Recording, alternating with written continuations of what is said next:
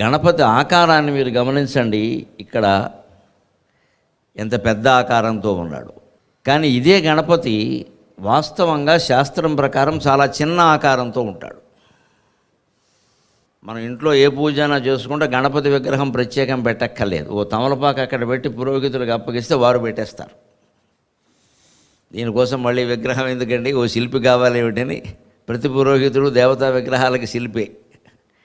అందుకని కాస్త పసుపు తీసుకురమ్మా అంటారు, కొంచెం 2 బొట్లు కాస్త నీళ్లు పోస్తారు, ఇంత ముద్ద చేసి ఆ తమలపాకులో పెడతారు. ఆ ఆకారంలోనూ గణపతిని ఆరాధిస్తూ ఉన్నాం, ఈ ఆకారంలోనూ గణపతిని ఆరాధిస్తూ ఉన్నాం. నిజంగా గణపతి ఆకారం ఏమిటో చెప్పాలంటే విశ్వమంతా వ్యాపించినటువంటి ఆకారం. భగవంతుడంటేనే విశ్వమంతా వ్యాపించాడు. విశ్వమంతా వ్యాపించాడు కాబట్టి ఆయన గురించి తెలుసుకోవడానికి ఇంతమంది వచ్చాం ఇక్కడికి. అంచేది ఈ ఆకారంలో ఉండే విశిష్టతను ముందుగా చెప్పు.